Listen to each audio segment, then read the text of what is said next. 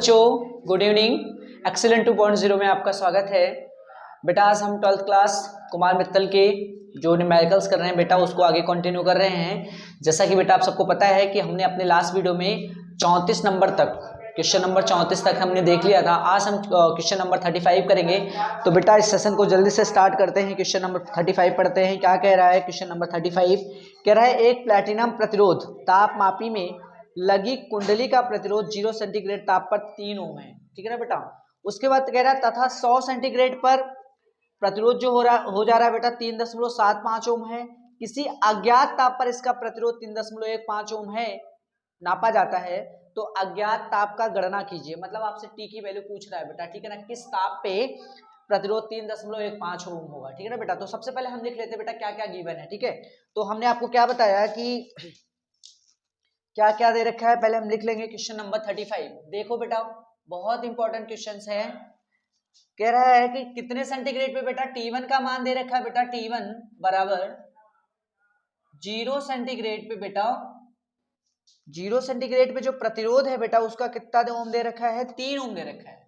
R1 का मान कितना दे रखा है बेटा, 3 ओम दे रखा है। ठीक है, उसके बाद कह रहा है कि 100 सेंटीग्रेड पर T2 बराबर 100 सेंटीग्रेड पर प्रतिरोध जो हो जा रहा है बेटा वो 3.75 ओम हो जा रहा है। ठीक है, और फिर आगे क्या कह रहा है कि एक प्रतिरोध और नापा गया बेटा R3 मान लेते बेटा इसको, तो 3.15 ओम हो जा रहा है। तो आपसे पूछ रहा है कि ये जो ताप है ये प्रतिरोध किस ताप पे 3.15 ओम हुआ, ये आपको क्या करना है, गणना करना है। तो कुछ नहीं करना, जो मैंने सूत्र आपको निकलवाया था बेटा, क्या होता है अल्फा बराबर डेल्टा आर अपॉन आर,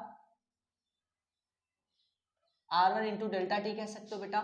या इसी चीज को आप मॉडिफाई करके क्या लिख सकते हो, R2 माइनस R1 बटे R1 इंटू डेल्टा टी। और डेल्टा टी को क्या लिख सकते हो बेटा T2 माइनस T1। तो रख लो बेटा वैल्यू फटाफट, R2 माइनस R1 बटे R1 और ये क्या हो जाएगा T2 माइनस T1। तो वैल्यू सब रखो बेटा। पहले हम अल्फा का मान निकालते हैं, फिर हम क्या करेंगे बेटा, यही सूत्र इसके और इसके बीच लगाएंगे। फिर हम क्या निकालेंगे बेटा, टी का मान मतलब T3 का मान हम क्या करेंगे, फाइंड आउट कर लेंगे। तो देखो क्या आ जाएगा, अल्फा बराबर R2 का मान है कितना बेटा 3.75 माइनस R1 का मान 3 ओम है बेटा, R1 मतलब 3 और T2 माइनस T1 मतलब 100 माइनस 0, 100 माइनस 0। तो ऊपर कितना आ गया बच्चे, ये आ गया आपका अल्फा बराबर 0.75 घटाओगे बटे 3 गुणे 100, कितना आ गया 0.75 गुणे बटे 3 गुणे 100। ठीक है, तो 2 अंक बाद दशमलव बेटा, जब 2 अंक बाद दशमलव हटाओगे तो नीचे 2 जीरो बढ़ जाएगा। तो क्या आ जाएगा 75 बटा 3 गुणे 100 है और 2 जीरो और बढ़ जाएगा तो एक और 100 हो जाएगा। तो काटो 25 या 75, 25 चौका 100, 3 से 3 कैंसिल आउट हो जाएगा बेटा। तो कितना आ जाएगा बेटा 1 बटा 400। तो ये किसका मान आ गया बेटा, अल्फा का। अल्फा का मात्रक क्या होता है बेटा, प्रति सेंटीग्रेड। ठीक है ना, अल्फा का मान क्या हो जाएगा बेटा 1 बटा 400 प्रति सेंटीग्रेड। ठीक है, तो ये अल्फा होता क्या है, ताप गुणांक होता बेटा।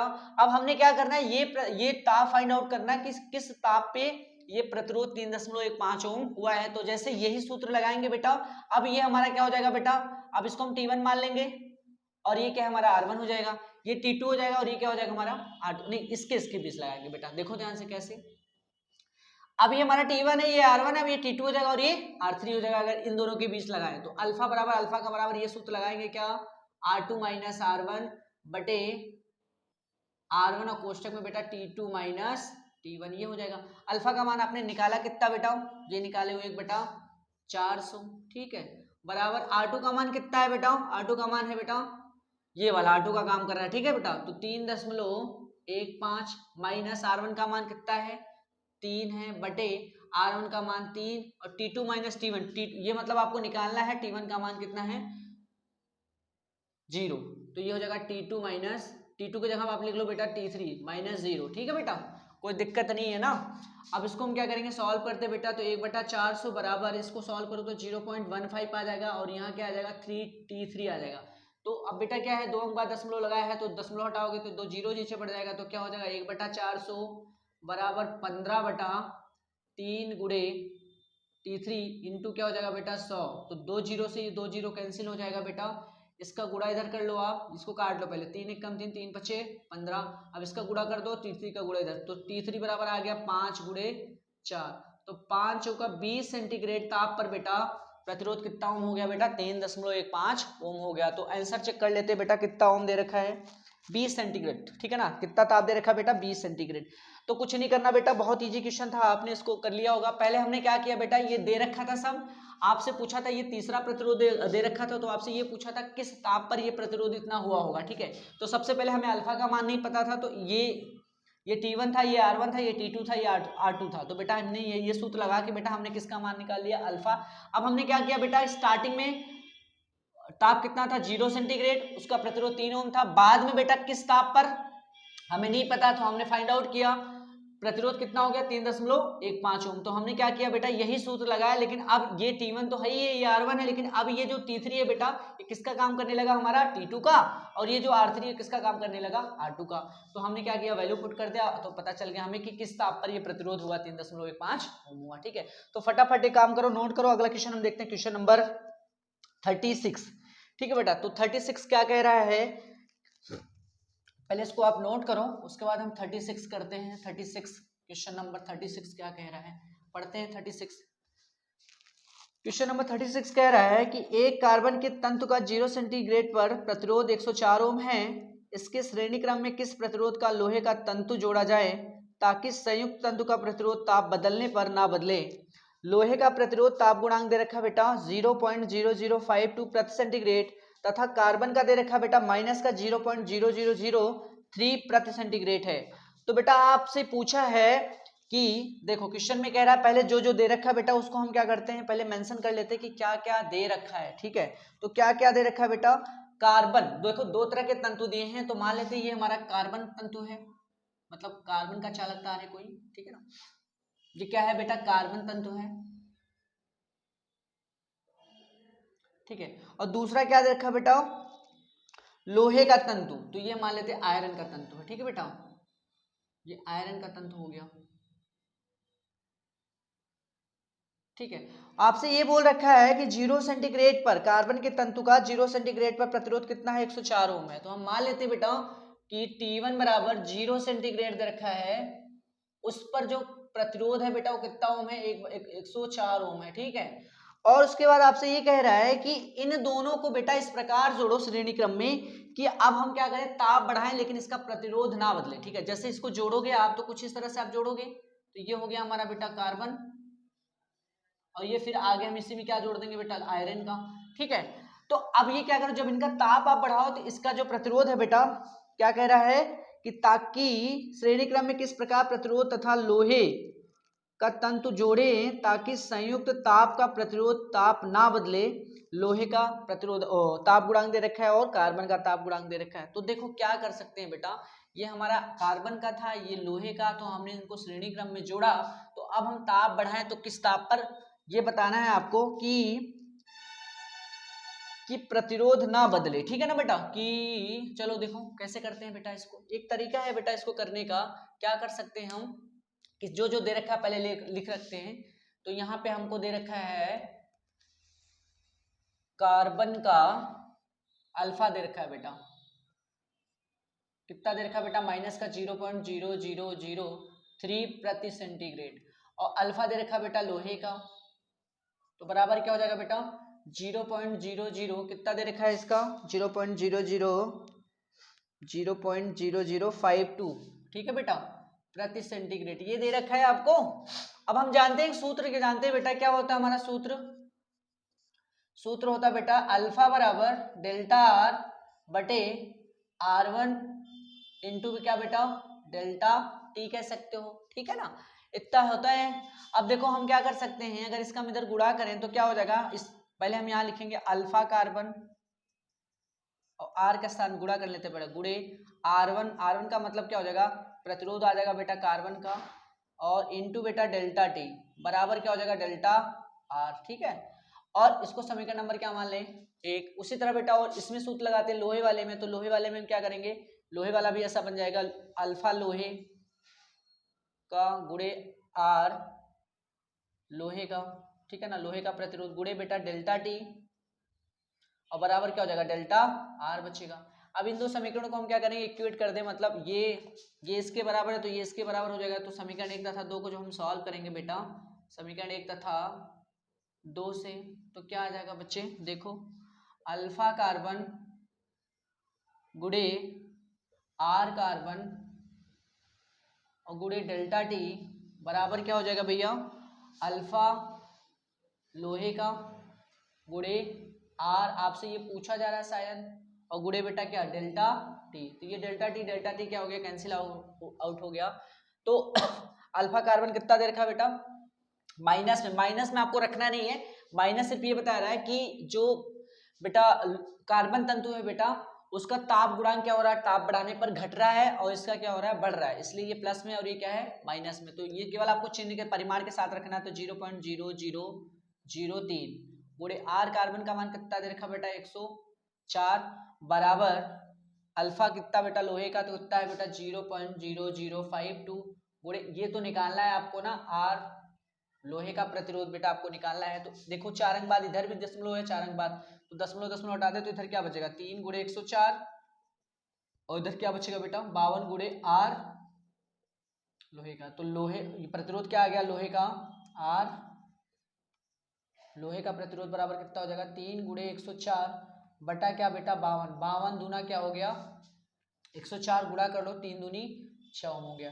तो हम कह सकते हैं बेटा कि लोहे का प्रतिरोध कितना ओम आ जाएगा बेटा 6 ओम आ जाएगा। ठीक है, कितने सेंटीग्रेड ताप पर बेटा, 0 सेंटीग्रेड ताप पर। ठीक है ना, तो ये आप लिख सकते हो। आंसर देख लेते हैं मैच कर रहा है कि नहीं कर रहा है। 0 सेंटीग्रेड पर ताप प्रतिरोध कितना हो जाएगा लोहे का, 6 ओम हो जाएगा। ठीक है, तो फटाफट इसको नोट कर लो। ठीक है, अगला क्वेश्चन नंबर हम क्या करते हैं, इसको देखते हैं। क्वेश्चन नंबर 37 क्या कह रहा है, तो क्वेश्चन नंबर 37 देखते हैं बेटा। क्वेश्चन नंबर 37 ये कह रहा है कि एक निर्वात में एनोड तथा कैथोड के बीच का विभवांतर 480 वोल्ट है, 480 वोल्ट है। और क्या कह रहा है, तथा 10 सेकंड में एनोड पर 3 × 10⁻17 इलेक्ट्रॉन टकराते हैं। नलिका का प्रतिरोध ज्ञात कीजिए और एनोड पर उत्पन्न ऊष्मा होने की दर, एनोड पर ऊष्मा उत्पन्न होने की दर क्या है। ठीक है ना, आपको ये निकालना है बेटा। तो फटाफट पहले हम लिख लेते हैं क्या क्या हमको गिवन है। ठीक है, तो चलो लिखते हैं बेटा, क्या क्या दे रखा है बेटा। पहले तो दे रखा है हमारा विभवांतर दे रखा है बेटा। ठीक है, कितना दे रखा है बेटा, V बराबर 480 वोल्ट। ठीक है, और क्या दे रखा है बेटा, 10 सेकंड में टाइम दे रखा है बेटा, 10 सेकंड में कितने इलेक्ट्रॉन, इलेक्ट्रॉनों की संख्या दे रखा है बेटा 3 × 10⁻17 इलेक्ट्रॉन। ठीक है ना बेटा, इतने दे रखे हैं इलेक्ट्रॉन क्या होते हैं बेटा, टकराते हैं। प्रतिरोध आपसे पूछा जा रहा है मेरे बच्चे। ठीक है, और क्या पूछा जा रहा है, H का मान पूछा जा रहा है। तो देखो कैसे निकालेंगे बेटा। ठीक है ना, एनोड पर ऊष्मा उत्पन्न होने की दर क्या होगी। ठीक है, तो चलो हम क्या करते हैं, हम कैसे निकालें बेटा, ओम का नियम लगाते हैं इसमें। तो ओम के नियम से कैसे निकालेंगे, V बराबर I R, तो R बराबर क्या हो जाएगा B/I। और आप जानते हो बेटा कि I बराबर क्या होता है Q/T। तो जहां I है वैल्यू पुट करो तो क्या मिल जाएगा हमको बच्चे, R बराबर मिल जाएगा हमको V/I के स्थान पे क्या हो जाएगा Q और बटा क्या T ऊपर चला जाएगा VT बटा Q। और Q बराबर क्या फॉर्मूला होता है हमारा, Q बराबर होता है N × E। वैल्यू पुट कर दो तो R बराबर हमें सूत्र मिल जाएगा VT बटा N × E। अब देखो V का मान है कितना 480 और T का मान 10, N का मान कितना दे रखा है, इलेक्ट्रॉनों की संख्या 3 × 10⁻17 और E क्या होता है इलेक्ट्रॉन का आवेश 1.6 × 10⁻19। ठीक है, तो ये दशमलव हटाए तो एक जीरो बढ़ जाएगा, तो हटा लो दशमलव, एक जीरो बढ़ जाएगा, 16 × 48 30 हो जाएगा, 3 धामा 30 हो जाएगा। फिर आगे क्या बचा बेटा, इसका गुणा करो तो 1000 आ जाएगा, और गुणे 17 में से 19 में से 17 घट जाएगा तो माइनस का कितना बचा बेटा 2, और -2 ऊपर जाएगा तो क्या हो जाएगा प्लस का 2। तो इसको क्या कर सकते हैं बेटा, लिख सकते हैं 10⁵ ओम लिख सकते हैं। ठीक है, या इसी चीज को आप क्या लिख सकते हो बेटा, ऐसे भी लिख सकते हो 100 किलो, क्योंकि 1 किलो में कितने 10⁻3 होते हैं, तो ये क्या हो जाएगा 100 किलो ओम। तो शायद आपका आंसर बेटा किलो ओम में दे रखा है तो 100 किलो ओम हो गया। ठीक है, और क्या पूछा है आपसे, हाँ H बराबर बेटा फार्मूला आपने क्या पढ़ा है, H बराबर आपने पढ़ा है VIT, लेकिन आपसे पूछा है ऊष्मा उत्पन्न होने की दर, दर का मतलब समय से आपको क्या करना पड़ेगा बेटा, भाग देना पड़ेगा। तो T से T क्या हो जाएगा, कैंसिल हो जाएगा बेटा, तो इधर भी हमें टाइम से भाग देना पड़ेगा। ठीक है, तो b इंटू आई हो गया, ठीक है। तो आप देखो क्या हो जाएगा, इसका मान कितना आ जाएगा, b का मान कितना है 480 और i के स्थान पे क्या रखोगे q upon T, q upon T का मतलब रख लो पहले, और क्या हो जाएगा 480 और q के स्थान क्या n e अपॉन टी। तो चलो इसको सॉल्व करते हैं, 480 बटा एन ई मतलब n का मान दे रखा है 3 गुणे 10 के पावर 17, ई का मान है बेटा 1.6 गुणे 10 के पावर माइनस का 19 और टी का मान कितना 10 सेकंड, ठीक है। तो ये 0 से 0 क्या हो गया, कैंसिल हो गया।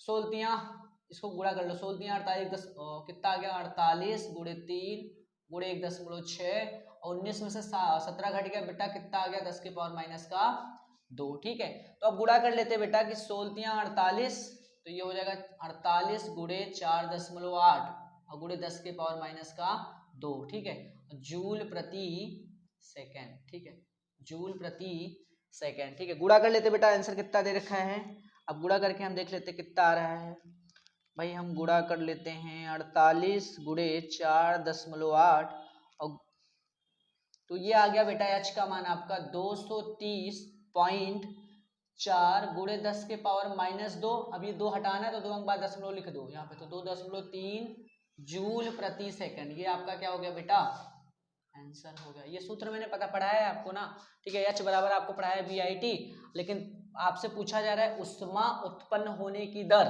तो दर का मतलब समय समय क्या करना पड़ेगा बेटा, भाग देना पड़ेगा, ठीक है। तो आपका आ गया क्या h अपॉन टी का मान आ गया।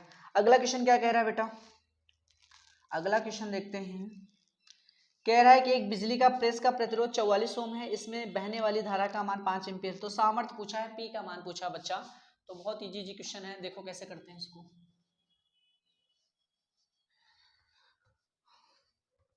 इजी क्वेश्चन है, थोड़ा सा आप मेहनत करते रहो, ठीक है। तो जल्दी जल्दी थोड़ा सा आपका क्वेश्चन करा दिया जाए। क्या कह रहा है क्वेश्चन, कह रहा है कि एक बिजली का प्रेस का प्रतिरोध दे रखा है, मतलब आर का मान दे रखा है बेटा 44 ओम दे रखा है, ठीक है, और क्या दे रखा है, इसमें बहने वाली धारा का मान आई बराबर दे रखा है बेटा 5 एम्पियर दे रखा है, ठीक है। और क्या पूछा है आपसे, सामर्थ्य पूछा, मतलब पी का मान पूछा है, तो ये सूत्र आपको पढ़ाया गया है बेटा, पी बराबर क्या v²/r, ठीक है। तो v का मान नहीं दे रखा है, ठीक है। अच्छा हाँ, P पूछा था, ये भी सूत्र तो पढ़ाया गया है आपको, P बराबर V इंटू आई, ठीक है, ये पढ़ाया गया है, ठीक है। अब आपने क्या करना है, V बराबर क्या आई आर रख लेना है, तो यहाँ क्या हो जाएगा बेटा, सूत्र बन जाएगा हमारा, V के स्थान पर रखो आई आर गुड़े आई, तो क्या हो जाएगा I² इंटू आर, यही सूत्र हो जाएगा, ठीक है ना। तो आई का मान कितना है 5, तो 5 का वर्ग गुड़े आर, आर का मान कितना दे रखा 44, तो 25 और गुड़े 44, गुणा कर लो बेटा, 25 चौका 100, 25 चौका 100, 100 और 10 110 हो जाएगा, तो कितना वाट आ गया बेटा 1100 वाट, मतलब 1100 वाट आपका क्या हो गया आंसर हो गया। अगला क्वेश्चन क्या कह रहा है हम देखते हैं बेटा, अगला क्वेश्चन देखो फटाफट, क्वेश्चन नंबर 39 क्या कह रहा है, क्वेश्चन नंबर 39 देख लेते हैं बेटा। क्वेश्चन नंबर 39 क्या कह रहा है, 60 वाट के 220 वोल्ट तथा 100 वाट के 220 वोल्ट के दो बल्ब श्रेणी क्रम में जोड़कर 220 वोल्ट के मेंस से संबंधित किए जाते हैं, तो उनमें प्रवाहित होने वाली धारा का मान ज्ञात कीजिए। कुछ नहीं बेटा, दो बल्ब हैं, पहले बल्ब का पावर कितना दे रखा है P1 से लिख लो 60 वाट दे रखा है, उसका विभवांतर कितना दे रखा है बेटा, V का मान दोनों के लिए सेम है 220 वोल्ट, ठीक है बेटा 220 वोल्ट। अगर लिखना चाहो V1 V2 तो कोई दिक्कत नहीं है, क्योंकि V1 का मान भी 220 वोल्ट दे रखा है और V2 का मान भी दे रखा है, और दूसरा जो बल्ब है बेटा उसका पावर दे रखा है 100 वाट दे रखा है, और विभवांतर कितना दे रखा है बेटा 220 वोल्ट। अब आपसे कह रहा है कि इनका जो प्रतिरोध, पहले तो हम ये निकाल लें कि इस बल्ब पहले बल्ब का प्रतिरोध कितना है, दूसरे का कितना है, फिर इनको जोड़कर दोनों के प्रतिरोध को जोड़कर, कौन से क्रम में बेटा, श्रेणी क्रम में, ठीक है ना। क्या कह रहा है, हाँ श्रेणी क्रम में जोड़कर आपसे पूछा है कि जोड़ने के बाद क्या किया गया बेटा, इन दोनों को 220 वोल्ट की सप्लाई से जोड़ दिया गया है, तो उनमें कितनी धारा की कितने एम्पीयर की धारा प्रवाहित होगी, ठीक है ना बेटा, ये आपसे पूछा है। तो पहले हम प्रतिरोध निकाल लेते हैं, तो पहले बल्ब का प्रतिरोध कैसे निकालेंगे, पहले बल्ब का प्रतिरोध क्या आ जाएगा बेटा, बताओ आपको सूत्र मैंने पढ़ाया कि P बराबर क्या होता है V²/R, यहाँ कर लो बेटा, R बराबर सूत्र निकालना चाहो तो क्या हो जाएगा V²/R, V²/P, तो P1 में यहाँ पे क्या आ जाएगा R1 हो जाएगा, यहाँ पे B1 कर लो, ठीक है। तो ये सूत्र आपका बन जाएगा, तो R1 का मान आपको फाइंड आउट करना है, B1 का मान कितना दे रखा है 220 वोल्ट, 220 गुणे 220 बटे क्या हो जाएगा P1 मतलब 60, तो काट लो बेटा, गुणा कर लो बेटा, 22 का गुणा 22 में करोगे तो 484 और एक 0 हो जाएगा बटे क्या 6, ठीक है। तो क्या आ गया बेटा R1, तो इतना ओम आ गया बेटा आपका पहले बल्ब का प्रतिरोध आ गया। दूसरे बल्ब का निकालना चाहे तो क्या आ जाएगा बेटा, दूसरे बल्ब का प्रतिरोध, उसको कैसे निकालेंगे, वही सूत्र R2 बराबर क्या हो जाएगा बेटा V2 स्क्वायर बाई P2 हो जाएगा। तो V2 स्क्वायर मतलब 220 गुणित 220 और बटे बेटा P2 का मान कितना दे रखा है 100, तो 2 जीरो से क्या हो गया कैंसिल हो जाएगा, कितना आ जाएगा 484 ओम आ जाएगा। अब इन दोनों को कौन से क्रम में जोड़ रहा है, श्रेणी क्रम में। तो ये हमारा पहला बल्ब का प्रतिरोध हम हो गया बेटा, और ये दूसरे बल्ब का प्रतिरोध हो गया। इनको फिर जोड़ने के बाद कितने वोल्ट की बैटरी से जोड़ रहा है, 220 वोल्ट की बैटरी से जोड़ दे रहा है। तो B बराबर 220 वोल्ट और R1 का मान आपको दे रखा है कितना बेटा 4840 बटा 6 और इसका मान कितना दे रखा बेटा 484 ओम। अब इनमें कितने एम्पियर की धारा प्रवाहित होगी, तो हम क्या करेंगे निकालेंगे। देखो कैसे लगाएं बेटा, पहले ये देख लेते हैं इनको, इनका तुल्य प्रतिरोध क्या आएगा। तुल्य प्रतिरोध कैसे निकालोगे, R बराबर क्या हो जाएगा R1 प्लस R2। R1 का मान बेटा 4840 बटा 6 और प्लस का बेटा 480। देखो 480 कॉमन है तो 4 से 80 कॉमन ले लो, यहाँ पे क्या बचा 10 और यहाँ पे क्या बचा 6 और प्लस का 1। तो 2 तिहाई और 2 पंचे 10 और 2 तिहाई 6, तो काट लो 2 से, 2 पंचे 10 2 तिहाई 6। तो ऊपर बेटा 480 और यहाँ पे क्या बचा 5 बटा 3 प्लस 1, तो 3 एकम 3 और 5 3 8, तो 480 बटा 8 सॉरी 480 गुणे 8 बटे 3, ये क्या आ गया आपका तुल्य प्रतिरोध आ गया, ठीक है ना बेटा। अब इसको आप क्या कर सकते हो बेटा सॉल्व कर सकते हो, ओम का नियम लगा सकते हैं। ओम का नियम कैसे लगाएंगे, यहाँ पे देखो ध्यान से, V बराबर क्या I इंटू आर, तो धारा पूछा I बराबर V अपान R, तो V का मान कितना है 220 वोल्ट, ये है। R का मान आपने कितना निकाला 480 गुणे 8 और बटा क्या 3, ये 3 ऊपर चला जाएगा तो 220 गुणे 3 बटा 480 बटा 8। काटो बेटा इसको, देखो 0 से 0 क्या हो जाएगा कैंसिल हो जाएगा, यही हो जाएगा ना बेटा 484 है यार, सॉरी गलती कहाँ से मिस्टेक कर देते हैं यार 484, ठीक है। तो देखो क्या हो जाएगा 484 ना, हर जगह मिस्टेक हो गया बेटा, 484 है, आपने कॉमन कितना लिया 484 है ना 400, ठीक 484 आपने कॉमन ले लिया। तो अब इसको काटो बेटा, 11 दूना 22, 11 चौक 44, ये हो जाएगा, ठीक है ना। फिर कितना आ जाएगा बेटा सॉल्व करो, 2 धम्मा 20 और 22 आ जाएगा। फिर इसको काटो 11 और 2 पंचे 10, ठीक है, और 3 पचे कितना हो गया बेटा 15 आ गया और बटे 11 और 8 88, भाग दे लो बेटा 0.17 एम्पियर आ जाएगा, ठीक है। यही आपका क्या हो गया आंसर हो गया। तो आई का मान कितना आ गया 0.17 एम्पियर हो जाएगा, ठीक है बेटा। ये सॉल्व कर लो फटाफट, ठीक है। ये तुम्हारा क्वेश्चन नंबर 39 था, ठीक है। फिर से देख लो बेटा क्या क्या मैंने बताया। P1 का मान दे रखा था, P1 का मान दूसरे बल्ब का सामर्थ्य दे रखा था, दूसरे बल्ब का विभवांतर दे रखा, तो पहले हमने प्रतिरोध निकाल लिया ऐसे ये फार्मूला लगा के, ठीक है। दूसरे का भी निकाल लिया। फिर हमने क्या बोला गया कि बेटा इन दोनों प्रतिरोधों को श्रेणी क्रम में जोड़ा गया, तो श्रेणी क्रम में जोड़ने के बाद फिर कितने वोल्ट की बैटरी से जोड़ा गया बेटा 220 वोल्ट के सप्लाई से जोड़ा गया, ठीक है। 220 वोल्ट के सप्लाई से जोड़ने के बाद आपसे पूछ रहा है कि इस परिपथ के अंदर कितने एम्पीयर की धारा बहेगी। तो पहले हमने तुल्य प्रतिरोध निकाला बेटा, तो R बराबर क्या हो गया R1 प्लस R2। तो ये सॉल्व करने के बाद हमारा तुल्य प्रतिरोध ये आया 484 गुणे 8 बटा 3। तो ओम का नियम लगा दिया बेटा, V बराबर आई आर, आई बराबर क्या होता है B अपान B, कितना है बेटा 220, तुल्य प्रतिरोध कितना है 480 बटा 484 गुणे 8 बटे 3, तो 484 गुणे 8 बटा 3, 3 ऊपर चला गया बेटा, तो काटा पीटा गया तो कितना आ गया I बराबर 0.17 एम्पियर, ठीक है। तो फटाफट इसको क्या कर लो बेटा नोट कर लो। और अब अगला क्वेश्चन हम क्या करेंगे बेटा नेक्स्ट वीडियो में करेंगे, क्योंकि वीडियो थोड़ा लंबा हो जाएगा।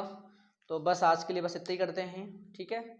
और आप हमारे चैनल पर नए हैं तो लाइक और सब्सक्राइब और बेल आइकन का बटन जरूर प्रेस कर लें, ताकि जो भी वीडियो अपलोड हो बेटा उसका नोटिफिकेशन आपको मिल जाए। धन्यवाद।